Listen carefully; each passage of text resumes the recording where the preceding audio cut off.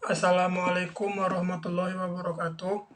Perkenalkan, nama saya Ahmad Zamari, NPM 2021020355. Dosen Ervin Yoki Pradikta MHI, mata kuliah Filsafat Hukum Islam.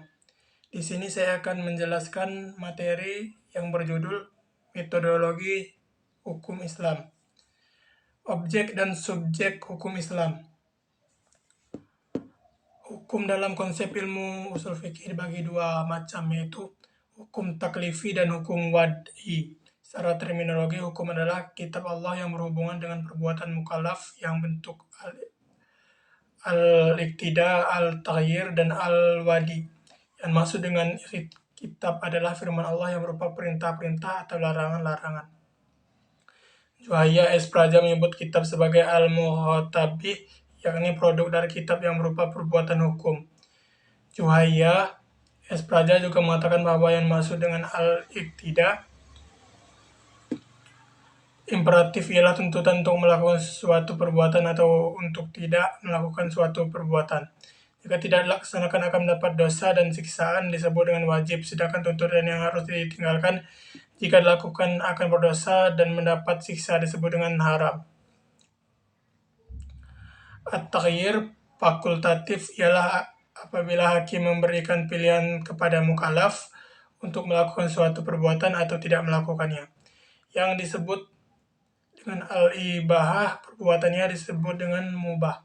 Ada beberapa hukum taklifi, yaitu ijab, yaitu firman yang menuntut suatu yang perbuatan dengan tuntutan yang pasti. Nad, yaitu firman yang menuntut suatu perbuatan dengan tuntutan yang tidak pasti.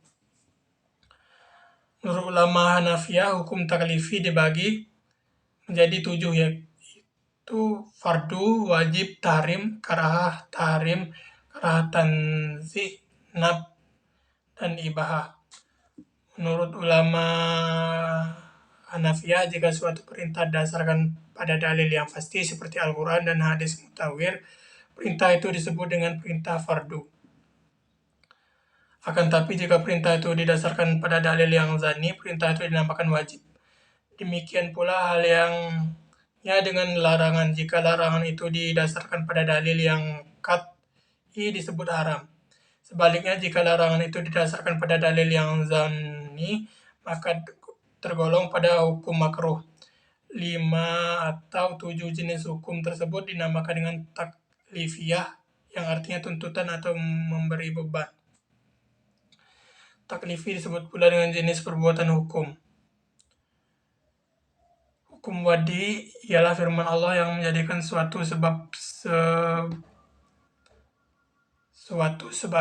sebab adanya yang lain, musabab, atau sebagai syarat lain, masrut, atau sebagai penghalang, mani. Adanya yang lain, hukum wadi dibagi 3, yaitu 1 sebab, 2 syarat, 3 mani.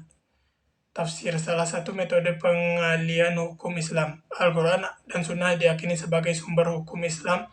Kemudian nas-nas yang terkandung di dalamnya ditujukan untuk mukallaf. Maka untuk mempermudah pelaksanaan hukum yang dimaksud, upaya ulama di bidang usul fikih dan bidang fikih mulai menggunakan pendekatan rasio dalam menggali makna dan maksud dikandung oleh kedua sumber hukum tersebut. Meskipun nas Al-Quran dan Sunnah telah muhkamah, campur tangan akal tidak dapat dielakkan. Al-Quran sebagai sumber hukum Islam, ada kalanya ayat-ayat tersebut saling menafsirkan karena adanya munasabah al-ayah. Tapi tidak jarang ayat-ayat tersebut membutuhkan hadis untuk menjelaskannya atau melalui pendekatan ijtihad yang sepenuhnya menggunakan rasio. Munasabah al-ayah merupakan cara kerja akal yang ijtihadiyah, karena akal merupakan sekuat mungkin untuk mencari dan membentuk paradigma penafsiran tersebut. Ijtihad sebagai metode penggalian hukum Islam. Ijtihad berasal dari kata jahda, artinya al-mayakkah, sulit, berat, susah, atau sukar. Menurut Rahmat Syafi'i, secara etimologis, kata ijtihad artinya kesulitan dan kesusahan. Al-masyakkah juga diartikan dengan kesanggupan dan kemampuan. At-takat kata juhda yang selanjutnya menjadi ijtihad diartikan sebagai pekerjaan yang dilakukan dengan sungguh-sungguh dan mengerahkan semua tenaga. Ijtihad ialah usaha maksimal untuk mendapatkan sesuatu. Jika tidak sungguh-sungguh, tidak dapat disebut ijtihad, melainkan takfir, berpikir biasa dan sederhana.